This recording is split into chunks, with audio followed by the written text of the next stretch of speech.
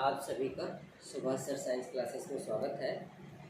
आज की टॉपिक है, जैसा कि आप जानते हैं, अंग्रेजी का ज़माना चल रहा है। किसका ज़माना चल रहा है? अंग्रेजी का। और हिंदी मीडियम के बच्चे जो है इंग्लिश को बड़ा कठिन मानते हैं। क्या मानते हैं? कठिन। जबकि ऐसा बिल्कुल भी नहीं है। अगर थोड़ी सी सावधानी रखी जाए, थोड़ी सी नियमों पर ध्यान दिया जाए तो अंग्रेजी बहुत ही आसान है। तो इसीलिए आज इसी कड़ी में हम टेंस में शुरू कर रहे हैं। कौन सा टेंस? Present indefinite tense. कौन सा टेंस शुरू कर रहे हैं? Present indefinite tense. कौन सा शुरू कर रहे हैं? Present indefinite tense. हाँ, थोड़ी आवाज आनी चाहिए। Present indefinite tense. आइए सबसे पहले हम इसकी पहचान देखते हैं। क्या देखेंगे? पहचान। कोई भी हिंदी वाक्य अगर लिखा हुआ है, उसके वाक्य के अंत में ता है, ते है, ती है आदि आता है तो वह वाक्य प्रेजेंट इंडेफिनिट टेंस का होता है। कहने का मतलब समझ गए? कोई भी हिंदी वाक्य होगा, उसके वाक्य के अंत में क्या आता है? ता है, ती है, ते है आदि आता है तो वह वाक्य प्रेजेंट इंडेफिनिट टेंस का होता है। अब पहचान तो हमने कर ली, पहचान तो कर ली। मान लो कोई सेंटेंस आपसे बोल दिया गया, ये सेंटेंस है भाई, इसका ट्रांसलेशन बनाओ भाई। तो सबसे पहले हम उस सेंटेंस की पहचान करते हैं। क्या करते हैं? पहचान। अगर उसके वाक्य के अंत में ता है, ती है, ते है आदि आता है तो वह वाक्य प्रेजेंट इंडेफिनिट टेंस का होता है। जैसे राम किताब पढ़ता है, राम किताब पढ़ता है तो लास्ट में ता है, आ गया ना? तो यह वाक्य किसका हो गया? प्रेजेंट इंडेफिनिट टेंस का। अब इसके ट्रांसलेशन का नियम था। ये तो हमने सिर्फ पहचान करी, पहचान कर लिया कि ये प्रेजेंट इंडेफिनिट टेंस का है, ता है, ते है, ती है से। लेकिन अब इसके आगे का नियम भी तो आपको पता होना चाहिए। तो आइए अन्य चीजें ध्यान देते हैं, इसके तुरंत बाद ध्यान देते हैं मुख्य क्रिया।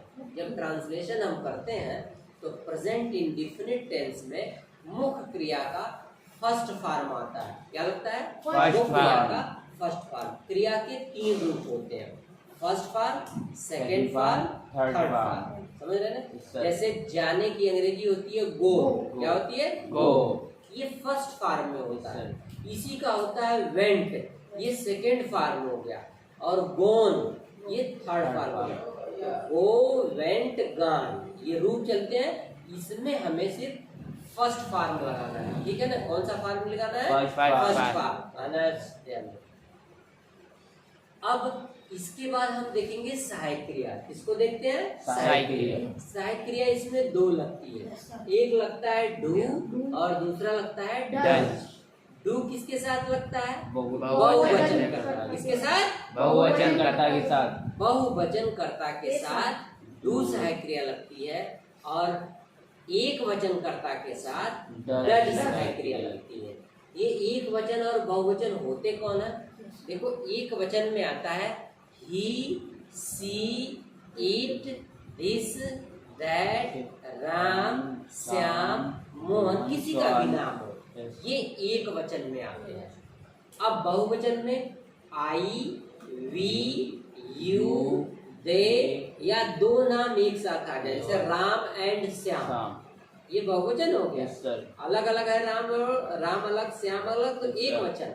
अगर ये दोनों साथ आ गए, राम और श्याम, तो ये बहुवचन का हो गया, राम एंड श्याम। मोहन एंड सुहन, ये किसका हो गया?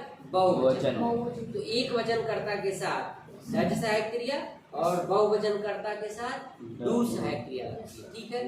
अब आइए एक प्रमुख बात जो इस सेंटेंस में केवल 12 टेंस की इस टेंस में ध्यान देनी होती है, प्रेजेंट इंडेफिनिट टेंस में, वो ये है जब साधारण वाक्य होता है। कौन सा वाक्य होता है? साधारण वाक्य होता है तो इसमें एक वचन कर्ता के साथ, सिर्फ एक वचन कर्ता के साथ हमें क्या करना पड़ता है? मुख्य क्रिया में यस या ईएस जोड़ना पड़ता है। जैसे राम किताब पढ़ता है तो Ram reads book, Ram reads book, reads yes लग गया ना? Yes sir. राम घर जाता है तो Ram goes home, Ram goes home. एक जगह यस लगा, दूसरी जगह यस लगा। इसका मतलब है जब कर्ता एक वचन का होगा साधारण वाक्य में तो मुख्य क्रिया में यस या ईएस लगता है। ईएस कहाँ लगता है? जिस मुख्य क्रिया के अंत में ए ई आई ओ यू, क्या क्या? ए ई आई ओ यू अगर है तो ईएस लगेगा। क्या लगेगा? ईएस। जैसे गो है तो गोज, गो है तो गोज। अगर इनके अलावा कोई अक्षर है अंग्रेजी का लास्ट में तो यस जुड़ेगा। जैसे रीड है, ए ई आई ओ यू नहीं आया ना भी लास्ट में, तो इसमें क्या लगेगा? Yes, reads. समझ रहे? ऐसे तो एक चीज ध्यान रखनी है, साधारण वाक्य होगा प्रेजेंट इंडेफिनिट टेंस का, तो उसमें ट्रांसलेशन करते समय मुख्य क्रिया में एक वचन कर्ता के साथ अगर है एक वचन कर्ता है तो मुख्य क्रिया में यस या यस लगेगा, जोड़ दिया जाए। ठीक है, अगला देखो। अब हम ट्रांसलेशन के नियम देखेंगे। अगर साधारण वाक्य है तो किस क्रम में हम अंग्रेजी का अनुवाद करते हैं? तो इस अनुवाद का जो सबसे पहला क्रम है इंग्लिश का, अगर साधारण वाक्य है तो सबसे पहले हम कर्ता की अंग्रेजी लिखते हैं। किसकी अंग्रेजी लिखते हैं? कर्ता की, सब्जेक्ट की अंग्रेजी लिखते हैं। फिर इसके बाद मुख्य क्रिया की अंग्रेजी लिखते हैं। किसकी लिखते हैं? मुख्य क्रिया की, जिसे अंग्रेजी में हम मेन वर्ब कहते हैं। क्या कहते हैं? Main verb. तो सबसे पहले सब्जेक्ट, फिर मेन वर्ब, फिर ऑब्जेक्ट, जिसे हम कर्म कहते हैं। यहाँ पर देखिए, कर्ता, मुख्य क्रिया, कर्म। क्या नियम बनेगा? कर्ता, मुख्य क्रिया, कर्म। ये है नियम। जैसे राम किताब पढ़ता है, तो इसका ट्रांसलेशन सबसे पहले कर्ता, सब्जेक्ट। किताब कौन पढ़ता है? राम। तो सबसे पहले किसकी अंग्रेजी लिखी जाएगी? राम। राम, ये हो गया कर्ता। अब इसके बाद लिखना है मुख्य क्रिया, जो काम हो रहा है। काम किसका हो रहा है? पढ़ने का। तो हो जाएगा रीड्स, कर्ता एक वचन का है, राम रीड्स। अब किसको पढ़ता है?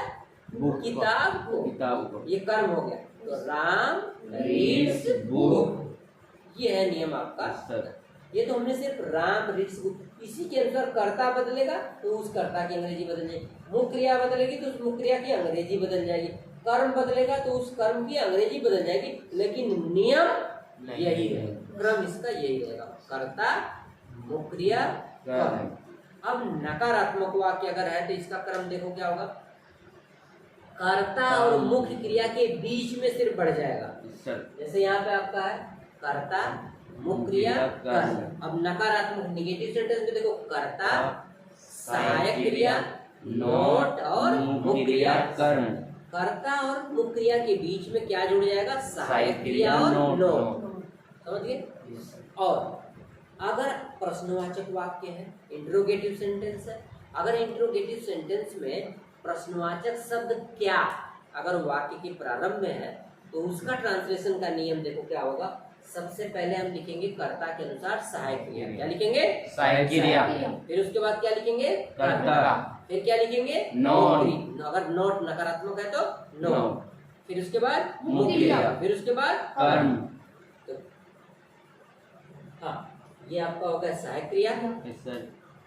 सहायक क्रिया, सहायक क्रिया, कर्ता, नोट, मुख्य क्रिया, कर्म और लास्ट में प्रश्नवाचक चिन्ह। अगर उसी में दूसरे तरह का प्रश्नवाचक, जैसे प्रश्नवाचक शब्द वाक्य बीच में कब, क्यों, कैसे, कहाँ, ये सब आता है, तो हम क्या करते हैं? क्रम यही रहने देते हैं। सिर्फ क्या करते हैं? प्रश्नवाचक शब्द की अंग्रेजी जोड़ देते हैं पहले। सबसे पहले प्रश्नवाचक शब्द की अंग्रेजी लिखते हैं, इसके बाद सारा क्रम एकदम ऐसे के ऐसे। देखो, सहायक क्रिया, कर्ता, नोट, मुख्य क्रिया, कर्म। देख लिया कितना? सिर्फ इन नियमों को आप ध्यान दो। अगर ये क्रम आपको पता चल गया, क्रम आपने समझ लिया, तो आप समझिए आपको 12 टेंस के ट्रांसलेशन में आपको कहीं भी कोई दिक्कत नहीं आएगी। तो आज हमने आपको बताया present indefinite tense. Present indefinite tense 1 minute में पूरा सारांश सुन लीजिए। प्रेजेंट इंडेफिनिट टेंस की पहचान है, किसी भी हिंदी वाक्य अंत में ता है, ते है, ती है, आदि आता है तो वह वाक्य प्रेजेंट इंडेफिनिट टेंस का होता है। अब इसकी सहायक क्रिया डू और डज। एक वचनकर्ता के साथ डज और बहुवचनकर्ता के साथ डू। मुख्य क्रिया का इसमें फर्स्ट फॉर्म लगता है, मेन वर्ब का फर्स्ट फॉर्म। और एक जो विशेष ध्यान देने वाली बात है, जब साधारण वाक्य का ट्रांसलेशन करते हैं, एक वचन अगर करता है तो मुख्य क्रिया में यस या यस सिर्फ ये साधारण वाक्य की बात है। और साधारण वाक्य में जब कर्ता एक वचन का हो तभी ये ध्यान देना है, बाकी अन्य जगह नियम ध्यान देने की जरूरत नहीं है। फिर इसके बाद तीनों अफर्मेटिव, निगेटिव और इंटरोगेटिव, ये क्रम आप ध्यान रखें। कर्ता, मुख्य क्रिया, कर्म, कर्ता, सहायक क्रिया, नॉन, मुख्य क्रिया, कर्म, सहायक क्रिया, कर्ता, नॉन, मुख्य क्रिया, कर्म, प्रश्नवाचक शब्द की अंग्रेजी, सहायक क्रिया, कर्ता, नॉन, मुख्य क्रिया, कर्म। तो आज के लेक्चर में बस इतना ही। बाकी नेक्स्ट लेक्चर में तो इसलिए चैनल को लाइक, सब्सक्राइब और शेयर अवश्य करें।